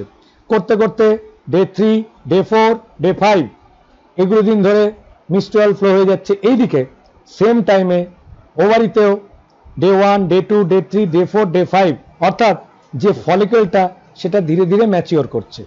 করতে করতে 5 নম্বর দিনে মিনস্ট্রুয়াল ফ্লো বন্ধ হয়ে গেল, কিন্তু ওভারিতে গ্রোটা কন্টিনিউ চলতে থাকে। ডে 6, ডে 7, ডে 8, অর্থাৎ এভাবে সে primordial follicle, primary follicle, secondary, tertiary follicle হয়ে গ্রাফিয়ান ফলিকলে, ফুল ম্যাচিওর ফলিকলে কনভার্ট করে যায়। কতদিন লাগে? সেটা ডে 1 থেকে শুরু করে 14 দিন লাগে, 14 ডেজ। ডে 1টা আমি বাইরে থেকে বুঝতে পেরেছি মিনস্ট্রুয়াল ফ্লো দিয়ে। তুমি যদি ক্যালকুলেট করো ডে 1 থেকে ক্যালকুলেট শুরু করে দেবে, করে দিয়ে ঠিক 14 দিনের মাথায় যেটা হিউম্যান বিং ফিমেলের যেটা পেলভিক ক্যাভিটিতে যে ওভারি আছে সেখানে চেঞ্জ হচ্ছে, ঠিক 14 ডের মাথায় ম্যাচিওর গ্রাফিয়ান ফলিকল থেকে একটা ওভাম বা যেটাকে সেকেন্ডারি ওসাইট বলেছি সেটা বেরিয়ে আসে। তারপরে হরমোনাল কি অ্যাকশন হয় সেটা গ্রাফ দিয়ে আমরা বোঝাবো। এবার ঠিক 14 ডেতে ফ্যালোপিয়ান টিউব সেটাকে রিসিভ করে নেয় এবং দেখা যায় 12 to 24 আওয়ার্স সেটা অ্যাক্টিভেট থাকে। অ্যাক্টিভেট থাকে কোথায়? ফ্যালোপিয়ান টিউবের মধ্যে। মনে করো ঠিক এই সময় ওই যে 4-5 দিন যে চলেছে মিনস্ট্রুয়াল ফ্লো, আমি তারপরের ইউটেরাসে কি ঘটনা ঘটে? ইউটেরাইন সাইকেল যেটা পরে বলবো, ইউটেরাসে ওই 5 নম্বর দিনের পর থেকে যে সেকেন্ডারি লেয়ারটা থাকে সেই সেকেন্ডারি লেয়ারে আবার ভাস্কুলার অ্যাক্টিভিটি বেড়ে যায়, সেখানে ব্লাড ফ্লো হতে শুরু করে এবং সেখানে একটা রোজি বেড কন্টিনিউ তৈরি হতে থাকে। তাহলে সেই রোজি বেড কন্টিনিউ হতে হতে 14 দিন ধরে, সেখানেও 14 দিন নয় 5 দিনের পরের থেকে আবার শুরু হয়, অর্থাৎ প্রায় ধরো 10 দিন ধরে একটা রোজি বেড কোথায়, ওই ইউটেরাইন ওয়ালে এন্ডোমেট্রিয়ামে গ্রো করে।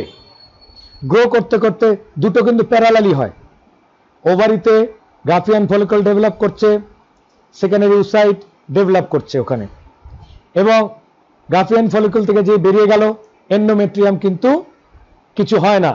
কি হয় ঘটনাটা, ওই যে 24 ঘন্টায় যদি মনে করো ফার্টিলাইজেশন হলো না, তাহলে কি হবে, ইতিমধ্যে গ্রাফিয়ান ফলিকল যেটা 14 দিনে ছিল 15 দিনের মাথায় কি হবে, সে গ্রাফিয়ান ফলিকল কনভার্ট করে যাবে কর্পাস লিউটিয়ামে। সেম গ্রাফিয়ান ফলিকল ভেতর থেকে এগ বেরিয়ে যাওয়ার পরে সেটা একটা দেখিয়ে দেব, কর্পাস লিউটিয়ামে কনভার্ট করে যাবে। যেই কর্পাস লিউটিয়ামে কনভার্ট করবে আস্তে আস্তে ডে 15, 16, 17, 18 এইভাবে ডেটা পার হতে থাকবে, এবং কর্পাস লিউটিয়ামের শেপ সাইজ যখন বড় থাকবে তখন কর্পাস লিউটিয়াম থেকে huge amount of progesterone release হতে থাকবে, কারণ বডি তখন অনেকটা ফুল হয়ে যায়। ওইদিকে ওভাম যে ডিস্ট্রয় হয়ে গেছে সেটা বডি জানে না, অর্থাৎ কর্পাস লুটিয়াম কি করে থাকে, এন্ডোমেট্রিয়ামটাকে মেনটেন করে যায়। করতে করতে যখন 28 দিনে মাথায় পৌঁছয়, কর্পাস লুটিয়াম বুঝতে পারে হরমোনাল অ্যাকশনে যে এখন আর এই এন্ডোমেট্রিয়ামটিকে রেখে লাভ নেই, এবং কর্পাস লুটিয়ামটা ডিজেনারেট করে যায়, ছোট হয়ে যায়। কর্পাস লুটিয়াম যেই ডিজেনারেট করে গেল, প্রোজেস্টেরন লেভেল একদম অ্যাব্রাপ্টলি নেমে যায়। যেই নেমে গেল সাথে সাথে একটা সিগন্যাল জেনারেট হয়, ওই সিগন্যাল দিয়ে মিস্ট্রুয়াল ফ্লো হতে শুরু করে, অর্থাৎ আবার মিস্ট্রুয়াল ফ্লো আবার 28 দিনের পরে ডে 1 থেকে আবার সেটা একটা সাইকেল আকারে চলতে শুরু করে। এবারে ধরে নাও গ্রাফিয়ান ফলিকল বেরিয়েছে, এবার বলছি প্রেগনেন্সি কন্ডিশনে কি হয়। গ্রাফিয়ান ফলিকল থেকে ওসাইট বেরিয়ে গেল, বেরিয়ে গিয়ে সেখানে ফ্যালোপিয়ান টিউবে ওয়েট করলো, এবং সেই সময় কোনো স্পার্ম এসে ওভামের সঙ্গে মিট করে ফার্টিলাইজ করে ফেললো, এবং কর্পাস লুটিয়াম সেই সিগন্যালটা পায়। কর্পাস লুটিয়াম কি করে, যেটা ওই যে 15 দিন থেকে শুরু করে 28 দিনের মাথায় ডিস্ট্রয় হয়ে যাওয়ার কথা ছিল, সেটা তখন আর ডিস্ট্রয় হয় না, কারণ corpus luteum continuously progesterone supply করে যেতে থাকে, যার জন্য এন্ডোমেট্রিয়ামটা রিটেন করে যায়। এই রিটেনশন কতদিন চলে, যতদিন ধরে প্রেগনেন্সি চলবে, মানে অলমোস্ট 280 ডেজ ধরে, এবং 280 ডেজ ধরে কর্পাস লুটিয়ামটা অ্যাক্টিভ থাকে, প্রোজেস্টেরন রিলিজ করে এবং এন্ডোমেট্রিয়াম থাকে। তার ফলে প্রেগনেন্সির পর থেকে শুরু করে একদম ডেলিভারি পর্যন্ত সময় পর্যন্ত মিস্ট্রুয়াল ফ্লো পুরো আটকে থাকে, কারণ এন্ডোমেট্রিয়ামটা যেটা ফিটাস ডেভেলপ করছে তাকে ধরে রাখবার জন্য সেটা দরকার হয়। এবারে অনেক সময় কোনো ফিমেলের কোনো রকম ফিজিওলজিক্যাল গন্ডগোলে দেখা গেল ফার্টিলাইজ হলো, কর্পাস লুটিয়ামের কোনো ডিসঅ্যাক্টিভিটির জন্য দেখা গেল প্রোজেস্টেরন লেভেল ডাউন হয়ে গেল, তখন এন্ডোমেট্রিয়াম খসে পড়ে গেল, এবং এন্ডোমেট্রিয়ামের সঙ্গে সঙ্গে যে গ্যাস্ট্রুলার স্টেজে যে এমব্রায়োটা থাকে, এমব্রায়োনিক কন্ডিশন, সেটাও তখন বেরিয়ে যায়, এবং কখনো কখনো এটা অ্যাডভান্স স্টেজেও ওই যে এন্ডোমেট্রিয়াল ওয়ালটা ডিস্ট্রয় হয়ে যায়। সেই অবস্থায় পুরো যে নিউলি ফর্ম এমব্রায়ো যেটা হতে থাকে সেটা শুদ্ধ ভেজানা দিয়ে বেরিয়ে আসে, সেটাকে বলা হয় মিসক্যারেজ। তোমরা জানো মিসক্যারেজ একটা খুব আনফর্চুনেট ঘটনা, যারা ইগারলি চাইছে যে তাদের কিড বা বাচ্চা, তাহলে এই বিষয়টি কিন্তু তোমাদের মাথায় রাখতে হবে। কাজে মিসক্যারেজ নিয়ে সামান্য তোমাদের বলে দিলাম যে কিভাবে মিসক্যারেজটা হয়ে যায়। যদিও শুধু এই কারণে মিসক্যারেজ হয় না, আরো অন্যান্য শারীরিক প্রবলেমে মিসক্যারেজ হয়ে যেতে পারে। কাজে এই বিষয়টা বুঝে নেওয়ার পরে আমরা চলো আমাদের যে কনভেনশনাল ইনফরমেশন আছে গ্রাফিক্যাল ওয়েতে সেটা বোঝবার চেষ্টা করি। মনে রেখো, পুরো মিস্ট্রুয়াল সাইকেল ফিমেলদের কন্ট্রোল করে 4খানা হরমোন, 4 হরমোনস, দুটো পিটুইটারি হরমোন, দুটো ওভারিয়ান হরমোন। পিটুইটারি হরমোন দুটোর নাম FSH ফলিকল স্টিমুলেটিং হরমোন এবং LH লিউটিনাইজিং হরমোন। এই হরমোন দুটোর একটা অ্যাকশন আমরা যে এখানে যে গ্রাফটি দেখছি তাতে তোমাদের সামনে তুলে ধরা হয়েছে। পিটুইটারি হরমোন লেভেলস কিরকম থাকে আমরা একটা গ্রাফ দেখিয়েছি, সেখানে 0 থেকে 7 ডেজ, 14 ডেজ, 21 ডেজ এবং 28 ডেজ, মিডিলে 41 ডেজ দেখানো হয়েছে। সেখানে গিয়ে এখানে দুটো কালার ডিফারেন্স দেখতে পাচ্ছ। FSH দুটো প্রান্ত লক্ষ্য করবে, এই দুটো প্রান্তে কিন্তু ডে 0 এবং ডে 28-এ অলমোস্ট সেম লেভেলে থাকে। এটা কিন্তু ড্রয়িং এর সময় তোমরা খেয়াল করবে। এখানে সবার আগে FSH দেখানো হচ্ছে, সেটা একটা লেভেলে গিয়ে প্রথম যে ফার্স্ট ফেজটা আছে সেখানে আস্তে আস্তে 14 ডেজে এসে যেই দিনটা ওভুলেশন হবে তার একটা সার্জ হয়। এবং মনে রাখবে ফলিকল স্টিমুলেটিং হরমোন কিন্তু খুব বেশি বাড়ে না, this is the follicle stimulating হরমোনের লেভেল। কিন্তু নর্মাল ইনিশিয়াল ডে 0 থেকে সেটা একটু বেড়ে উঠেছে 14 ডেজে। কিন্তু মনে রাখবে লিউটিনাইজিং হরমোন যেটা খুব স্ট্রংলি কাজ করে 14 ডেজে তার লেভেলটা ম্যাক্সিমাম বেড়ে যায়, এই লেভেল অবধি চলে যায় একদম হাই লেভেলে। এটা একটা ট্রিগারের কাজ করে। কি ট্রিগার? অর্থাৎ গ্রাফিয়ান ম্যাচিওর গ্রাফিয়ান ফলিকল থেকে ওভামটা রিলিজ হবার জন্য। তাহলে পিটুইটারি হরমোনের কাজগুলো এভাবে কন্ট্রোল হয়। তারপরে অ্যাট দ্য সেম টাইম আমি এরপরে চলে আসি তোমাদের ওভারিয়ান হরমোনের ঘটনাটা কি হয় দেখো। ডে 0-তে ওভারিয়ান হরমোন দুটো ইম্পর্টেন্ট কোনটা? ইস্ট্রোজেন এবং প্রোজেস্টেরন। দেখো ইস্ট্রোজেন লেভেল একটা লেভেলে আছে, সেই লেভেলটা আস্তে আস্তে আস্তে আস্তে বাড়তে শুরু করে, ডে 7-এ অনেকটা বাড়ে এবং ডে 14-এর কাছাকাছি এসে ম্যাক্সিমাম বেড়ে যায়। আর প্রোজেস্টেরন লেভেলটা একদম লো লেভেলে থাকে কন্টিনিউয়াস। এবং সবচেয়ে বড় কথা ইস্ট্রোজেন এবং প্রোজেস্টেরনের এই যে পটেনশিয়াল ডিফারেন্স, অর্থাৎ দুটো বিপরীতমুখী কাজ করছে। Oestrogen maximum high, at the same time যেটা পিটুইটারি হরমোনের ক্ষেত্রে ম্যাক্সিমাম হাই হয়ে গেছে কে? Luteinising hormone. দুটোই টু মাচ হাই লেভেলে পৌঁছে যায়। আর পিটুইটারি হরমোন FSH তার লেভেলটা নর্মালের থেকে একটু বাড়ে, কিন্তু ওভারিয়ান হরমোন প্রোজেস্টেরন একদম লো লেভেলে থাকে। এই যে তাদের মধ্যে একটা বিভব পার্থক্য বাংলায় বলে, ইংরেজিতে বলা হয় পোটেনশিয়াল ডিফারেন্স। এই পোটেনশিয়াল ডিফারেন্স আসবার ফলে যে ওভারঅল চারখানা হরমোনের অ্যাক্টিভিটি কিরকম? লিউটিনাইজিং হরমোন ম্যাক্সিমাম, FSH ম্যাক্সিমামের থেকে একটু কম কিন্তু নর্মালের থেকে বেড়ে আছে, আর ইস্ট্রোজেন ম্যাক্সিমাম একদম আলটিমেট অপটিমাম কনসেন্ট্রেশন দেয়, আর শুধু প্রোজেস্টেরন একদম লো লেভেলে থাকে। এই যে তিনটে হরমোনের কাজ, তিনটে হরমোন বেড়ে থাকে, একটা হরমোন ডাউনে থাকে। কে তিনটে হরমোন বেড়ে কে কে আছে? পিটুইটারি হরমোন LH বেড়ে আছে, FSH বেড়ে আছে, ইস্ট্রোজেন বেড়ে আছে, কিন্তু প্রোজেস্টেরন ডাউনে থাকবে। প্রোজেস্টেরন ডাউন, এই যদি কন্ডিশন তৈরি হয় তারপর একটা ট্রিগার, বন্দুকের ট্রিগারের যেরকম হয় সেরকম ট্রিগার একটা সিগন্যাল জেনারেট করে এবং গ্রাফিয়ান ফলিকল থেকে ওভামটা রিলিজ করে বেরিয়ে পড়ে। কোন দিনে? ডে 14-এ। এবার ঠিক তারপরেই দেখবে গ্রাফিয়ান ফলিকলটা কনভার্ট করে যায় কর্পাস লিউটিয়ামে। কর্পাস লিউটিয়াম আমি আগেই বলেছি, কর্পাস লিউটিয়াম প্রোজেস্টেরন রিলিজ করে। কর্পাস লিউটিয়ামে এই প্রোজেস্টেরন সার্জ আস্তে আস্তে 14 ডে থেকে শুরু করে আপ টু 28 ডেজ পর্যন্ত, তার মিডিল এজে 21 ডেজে এই দেখতে পাচ্ছ নিচে যেটা ওভারিয়ান সেকশন, ওভারিয়ান এরিয়াতে দেখতে পাচ্ছ ম্যাক্সিমাম বেড়ে থাকে। প্রোজেস্টেরন লেভেলটা ম্যাক্সিমাম বেড়ে থাকে কেন? এন্ডোমেট্রিয়ামকে মেনটেন করবার জন্য। 21তম দিনে এন্ডোমেট্রিয়াম ম্যাক্সিমাম ম্যাচিওর হয়ে যায় এবং ওই ম্যাক্সিমাম ম্যাচিওর হওয়ার সময় আস্তে আস্তে যদি এটা ফার্টিলাইজ করে যায় তবে progesterone level always high level maintain করবে up to the full pregnancy period. কিন্তু যদি ফার্টিলাইজেশন না হয় তাহলে ধীরে ধীরে প্রোজেস্টেরন লেভেল নামতে নামতে নামতে নামতে নামতে আবার একেবারে লিস্ট লেভেলে নেমে আসে। প্রোজেস্টেরন তখন একদম কমে আসবে, ইস্ট্রোজেনটাও বেড়েছিল সেটাও কমে যাবে, এবং অ্যাট দ্য সেম টাইম যেটা পিটুইটারি হরমোন অর্থাৎ এলএইচ সেটার লেভেলটা যখন একদম ডাউন হয়ে যাবে, অর্থাৎ এখানেও একটা সিগন্যাল কিরকম, অনেকগুলো হরমোন ডাউনে চলে আসবে। কে কে ডাউনে আসবে?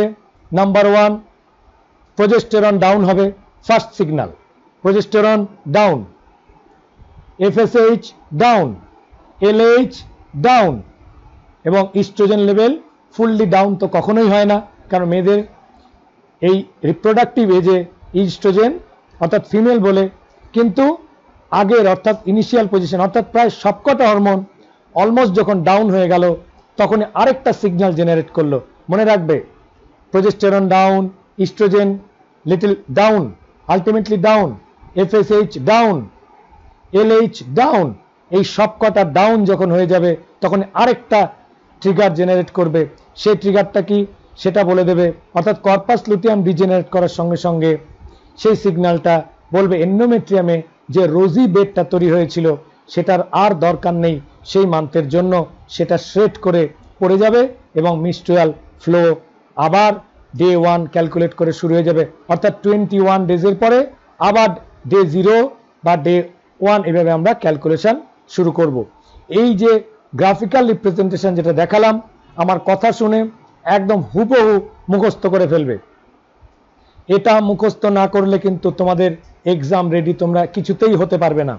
এটাকে বারবার ড্র করে প্র্যাকটিস করে আমাকে ড্র করে হোয়াটসঅ্যাপে হোক বা সামনে বাড়িতে এসে হোক এটা দেখাবে, কারণ এটা প্র্যাকটিস করতে গিয়ে অনেকেরই দেখেছি একদম ভুল হয়, আর এটা যদি ভুল হয় তাহলে কিন্তু একদম নম্বর কেটে নেবে। এই গ্রাফটা তোমাদের ড্র করতে হবে।